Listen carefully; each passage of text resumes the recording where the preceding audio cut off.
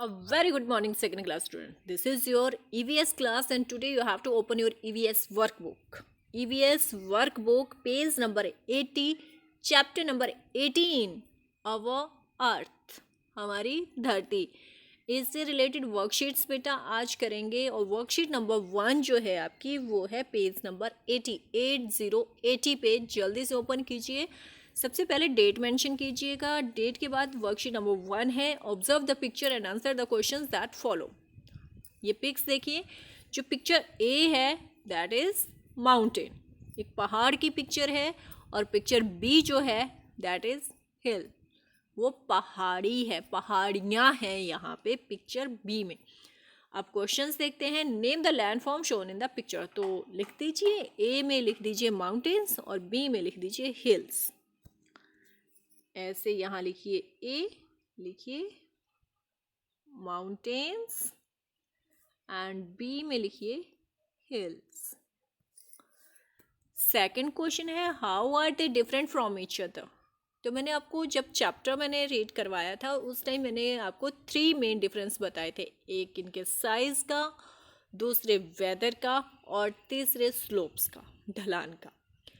तो लिख दीजिए. यहाँ पर एक लाइन ड्रॉ कर सकते हैं आप. इधर आप लिख दीजिए माउंटेन और यहाँ पर लिख दीजिए हिल्स. फर्स्ट डिफरेंस जो है, जैसे मैंने आपको बता दिया अबाउट साइज, तो माउंटेन जो होते हैं बेटा दैट आर वेरी हाई और हिल्स अगर माउंटेन के साथ कंपेयर किया जाए तो ये एवरेज हाइट की होती हैं. सेकंड डिफरेंस जो मैंने आपको बताया था दैट वाज क्या था, वेदर का.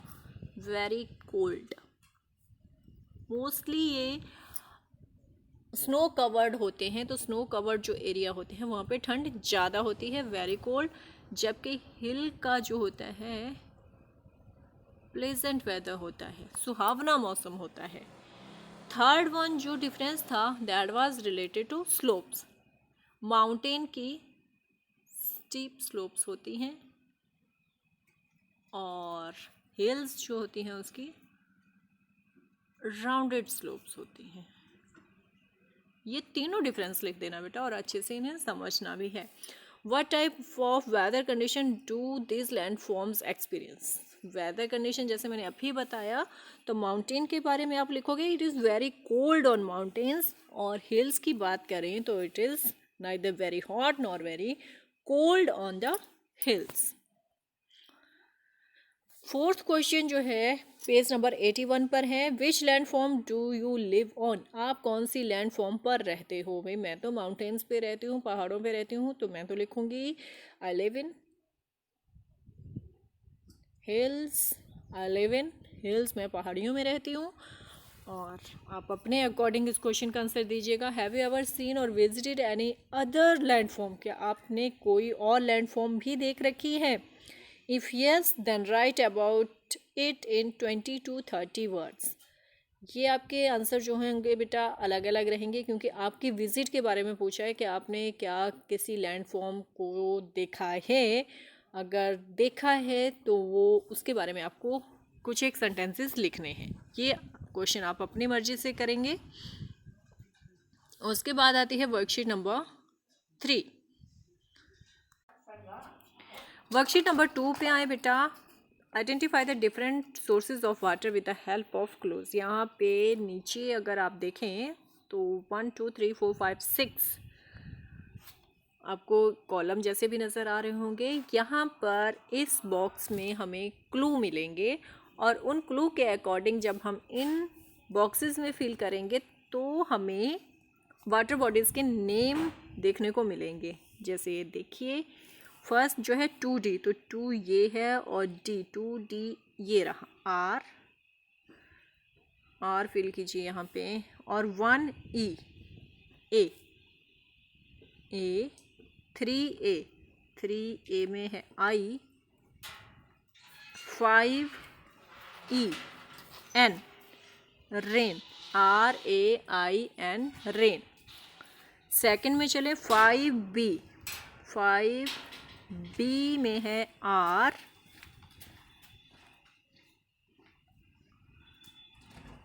5A, 5A में है, वन सेकेंड, 5B, 5B में S है बेटा, S, 5A में है E, और 1E में है A, SEAC। 5D की बात करें तो 5D में है L, 4C में है A, 3D K, 4E LAKE lake, 1D पे है 1D P, 3B O, 2E में है N, 5C D pond, 1C W, 5A E, 2B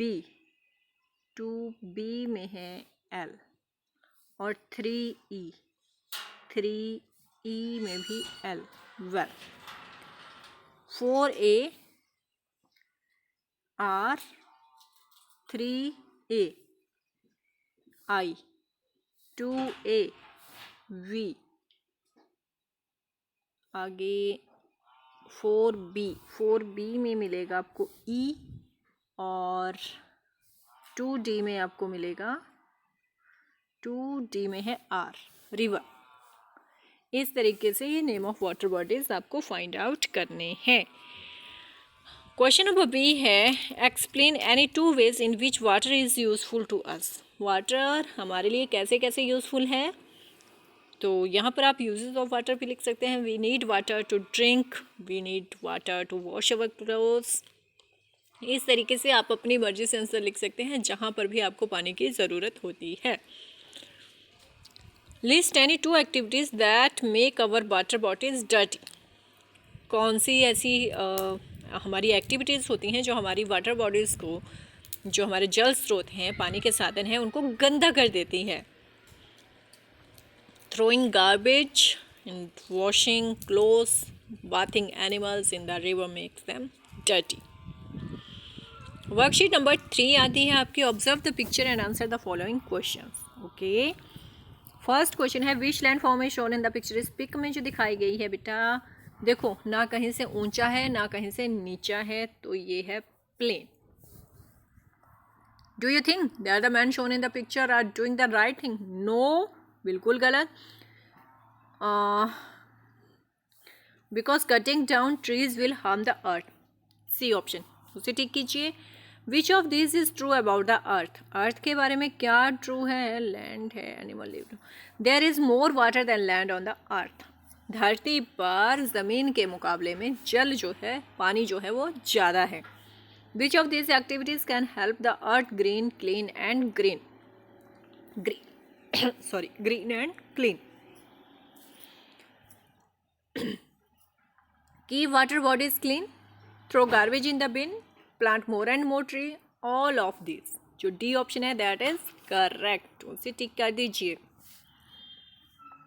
that's it.